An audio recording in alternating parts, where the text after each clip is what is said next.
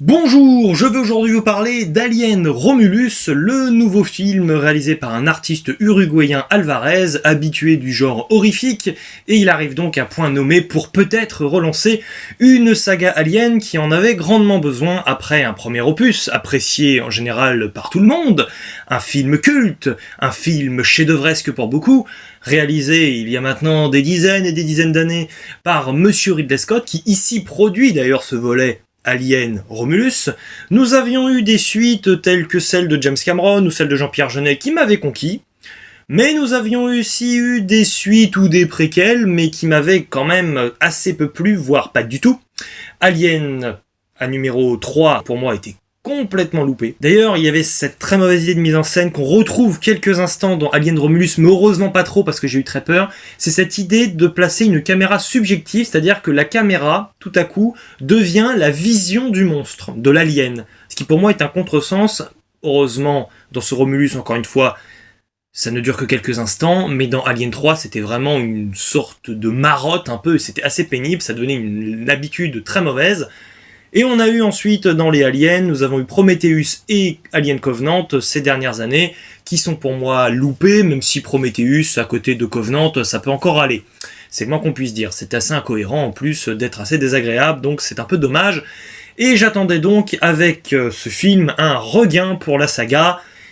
J'avais de quoi espérer puisque la bande-annonce m'avait vraiment plu, je trouvais qu'il y avait un parti pris visiblement sonore et même visuel qui pouvait être prenant, mais il faut se méfier de l'effet bande-annonce qui peut ne pas du tout être aussi la bande-annonce réussie que le métrage en lui-même. Bon,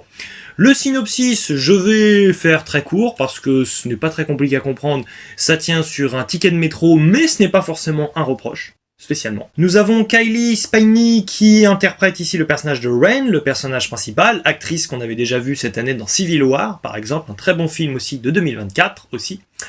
Et donc, ici, le personnage de Ren se retrouve dans un vaisseau, accompagné de ses amis, de connaissances, et notamment parmi ses connaissances de son robot, on va dire ça comme ça, une intelligence artificielle à l'apparence humaine, mais humain en réalité il ne l'est pas, un personnage, celui d'Andy, joué par, j'allais dire Boris Johnson, mais c'est plutôt David Johnson, oui. Je préfère David Johnson que Boris Johnson, mais bon, on n'est pas là pour faire de la politique, cela dit. Et donc, nous avons ce film qui se place comme une réussite, à mes yeux.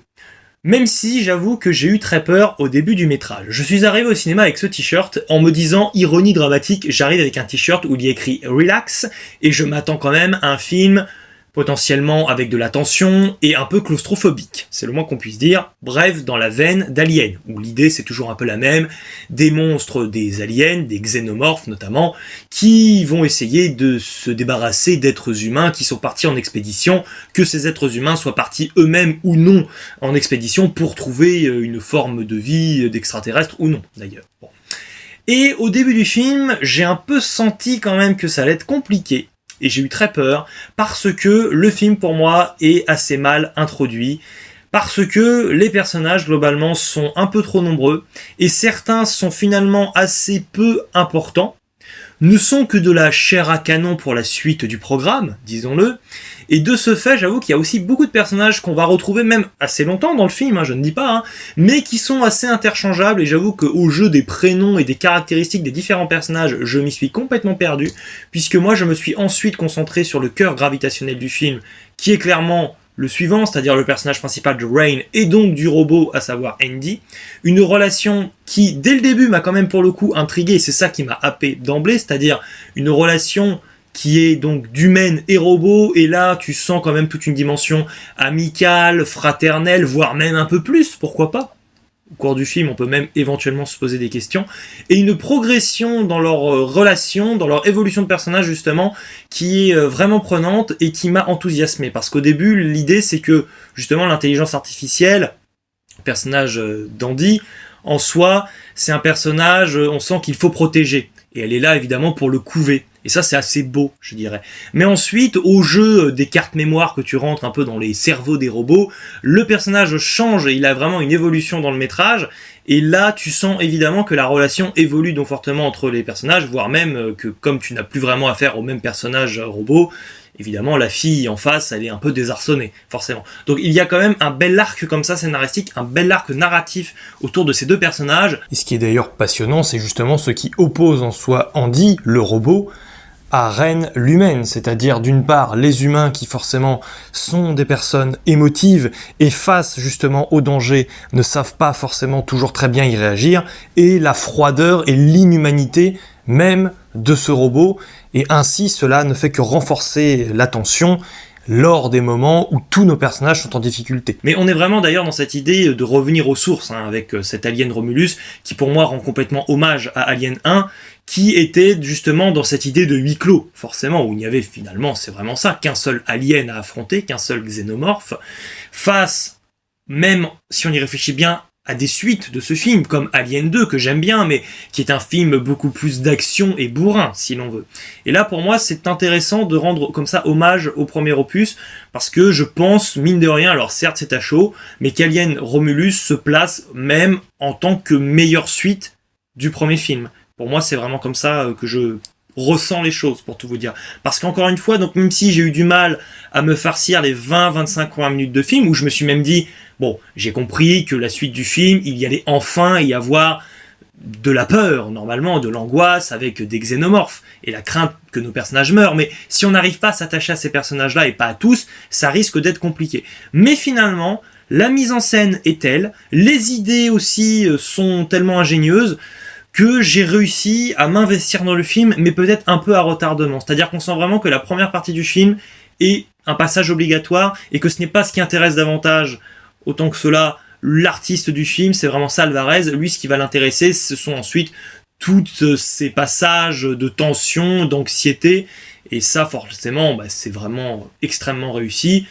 C'est fou d'ailleurs parce que, je reviendrai dessus sur une petite partie spoiler, mais on nage vraiment, pour moi en tout cas c'est vraiment ça, en plein bonheur de progression. Parce que la première scène, vraiment sans être d'épouvante, j'avoue qu'elle ne m'a pas fait craindre tant que cela, et je me suis dit j'espère que le film va quand même franchir un cap, parce que sinon ça va être un peu compliqué. Je sens en fait l'action être un peu timorée, pas si effrayante que cela, et après le film se lâche. Tous les potards sont sortis, c'est vraiment ça, le film il va à fond les ballons, ça devient gore comme pas permis, c'est assez insoutenable même à regarder par moments, et concernant l'idée même de la définition d'un alien, qui est une créature qui est intrigante pour nous, qui nous fascine en tant qu'humains, parce que c'est une créature qui est différente de nous, ça on le conçoit très bien, mais qui nous ressemble aussi un peu. Et dans le dernier acte du film, face au dernier xénomorphe auquel on se retrouve confronté dans ce film, et bien forcément cette définition, si vous avez vu le film, elle prend complètement tout son sens, et c'est complètement, c'est ça, ravageant et effrayant. Donc moi ça m'a beaucoup conquis, mais c'est vraiment ça, il faut quand même réussir à encaisser le début du film. Pour vous donner quand même un petit exemple à titre d'anecdote, avant que l'action ne commence, il y a une personne qui a bâillé vraiment fortement dans la salle de cinéma, et les autres spectateurs et spectatrices dans la salle, plutôt spectateurs d'ailleurs, il y avait très peu de spectatrices, je ne sais pas pourquoi, mais on rigolait forcément parce que c'était assez cocasse, et je pense que ça illustre très bien l'état d'esprit un peu de tout le monde. Mais ensuite, une fois que c'est lancé, on est content, donc ça fait plaisir. Le film, en termes de chronologie, se situe à un endroit assez marrant, parce que moi je pensais, comme c'était le 7e opus et que je ne me suis pas trop renseigné sur le film, qu'il serait dans la chronologie Alien après les 6 films, mais pas du tout, il s'invite entre plusieurs films, et certes, on peut même parler de fanservice, parce qu'il est quand même question de faire écho à Alien 1, un moment dans le film, un lien qui est somme toute paradoxalement très important, mais pas trop présenté avec insistance et lourdement dans le film. En ce moment, le côté fanservice avec un Deadpool 3 et Wolverine, ça peut être un peu étouffant, disons-le, et assez peu digeste. Mais là, justement, je trouve que c'est là avec parcimonie, et c'est vraiment très appréciable pour la saga, et je trouve que ça la sert complètement très bien. Donc c'est vraiment super appréciable. Et alors vraiment, en termes de jeu sonore, moi j'avoue que j'étais assez enthousiasmé, parce qu'il y a des moments, des phases comme ça, des bouts de séquence, où il est question de jouer sur le silence. Et ça, je trouve qu'en termes de tension, c'est vraiment bien géré. Et la musique aussi est très réussie. Mais même lorsque les personnages peuvent aussi parler, il y a quand même tout un travail sur le bruitage et une sensation d'artisanat derrière, même si le film, bien sûr, doit avoir un budget absolument pharaonique. Je n'ose regarder sur Internet combien il a pu coûter, mais je pense vraiment que là, les millions de dollars, ils ont dû y aller, ils ont dû défiler, c'est le moins qu'on puisse dire, mais même en termes d'ailleurs de colorimétrie, si on va un peu dans toute cette veine artistique visuelle, la question vraiment c'est ça, de l'audiovisuel, là ça prend complètement tout son sens en fait, vous avez quand même des relations absolument folles entre ce que vous entendez, ce que vous voyez, et moi j'avoue que ça m'a complètement conquis. Ça a vraiment un côté Scream 5 dans l'idée, c'est-à-dire que pour moi, en fait, Scream, ça ressemble beaucoup à Alien, c'est-à-dire que le premier film est le plus réussi, et à mon sens, je pense qu'il est indéboulonnable, en fait. Ça restera, que ce soit Scream 1 ou Alien 1, mais le meilleur épisode de la saga, j'imagine difficilement, je conçois difficilement les choses autrement. Il y a eu des films et des suites qui peuvent être intéressantes et d'autres un peu foireuses. Et il y a comme ça un opus comme Scream 5 ou cet Alien ici Romulus qui rehausse le niveau. Ce film d'ailleurs qui s'appelle Alien Romulus, je m'attendais à un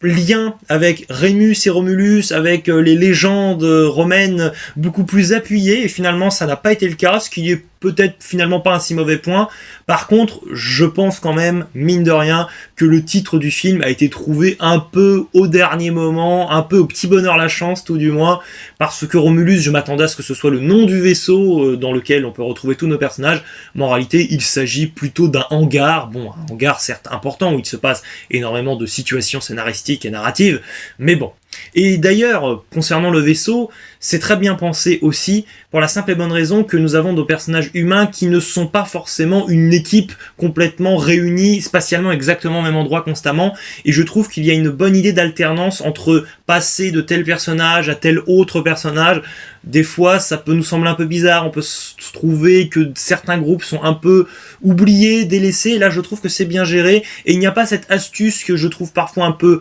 dommageable, mais logique en termes de montage, où vous avez le groupe 1 qui se retrouve dans une situation extrêmement compromettante, mais comme la situation est justement complètement impossible en tant que telle, si on y réfléchit bien de manière réaliste, à débloquer pour nos personnages, on va utiliser la simplicité, la facilité de basculer à l'autre groupe, au groupe 2, ce qui permet, le temps de cette ellipse, de revenir ensuite au groupe 1 qui pourra se retrouver dans une situation plus confortable. Là, je trouve qu'on ne joue pas cette carte-là, et si jamais on alterne entre les groupes, même lorsque un groupe qu'on abandonne quelques instants est dans une situation compromettante, ce n'est que pour mettre en avant que le spectateur doit se sentir tendu et stressé pour la survie de nos personnages, qui vont rester dans la même situation aussi difficile quand on va les retrouver. Et donc ça fonctionne très bien parce que forcément, c'est assez anxiogène, c'est le cas de le dire. J'en arrive à une petite partie spoiler, donc si vous n'avez pas encore vu le film, regardez les timecodes dans la vidéo et revenez pour la petite conclusion. Spoiler donc, moi ce qui m'a donc beaucoup plu, vers la fin du film notamment, en termes d'idées, c'est vraiment quand notre duo de personnages est au point mort. Moi je pensais même qu'ils allaient mourir, et ça c'est un point réussi du film, c'est que la tension a tellement fonctionné que je me suis dit, pour moi c'est fini. Il leur arrive en plus tellement d'embûches, c'est-à-dire que en plus c'est vraiment ça, le dernier acte ne fait que continuer, t'as toujours un nouvel acte derrière le dernier acte qui en fait ne l'était pas, que je me suis dit, ils vont tous crever, c'est pas possible. Et ça n'est pas forcément le cas, puisqu'à la fin, on a quand même notre héroïne qui s'en sort, mais peut-être même pas d'ailleurs, parce que la fin est ouverte, ça c'est hyper bien joué. Mais avant d'en arriver à cet enchaînement de dernier acte qui n'en finit plus, mais qui m'a vraiment beaucoup plu en termes d'idées, il y a donc cette idée qui consiste à mettre nos personnages, notre duo très très bas, et les xénomorphes, les aliens, donc qui commencent à s'approcher, et là, l'idée, paf, qui est brandie de manière peut-être un peu maladroite et un peu simple, mais c'est, oh là là, ils sont en train de s'approcher des humains et du robot, ils vont forcément mourir, nos personnages qu'on suit, mais c'est pas grave, on va activer l'antigravité, comme ça, c'est bon, tout le monde se met à flotter dans les airs, que ce soit les xénomorphes, les humains, et les xénomorphes ne peuvent plus vraiment atteindre les humains. Et tu te dirais au début, c'est une idée un peu facile, et bon, merci, le scénario un peu bateau. Mais en fait, non, parce qu'ensuite, une fois que les humains avec des mitraillettes ont réussi à tuer les xénomorphes, forcément, comme ils explosent, il y a de l'acide, et l'acide se met à flotter dans les airs, et en fait, ça devient encore plus dangereux, presque, j'exagère un peu, mais ça devient extrêmement dangereux aussi, et une situation que tu pensais débloquer ne l'était en fait pas, parce que maintenant, il faut slalomer entre l'acide pour éviter, évidemment, de s'en prendre une bonne dose, et d'en crever, clairement. Et ensuite, on a quand même ce passage, alors là, qui m'a vraiment, fait extrêmement frissonné, et je me suis senti extrêmement mal, et j'ai même dû fermer les yeux quelques instants ou détourner le regard, c'est vous dire, c'est lorsque l'un des xénomorphes était dans le corps d'une dame enceinte, et que,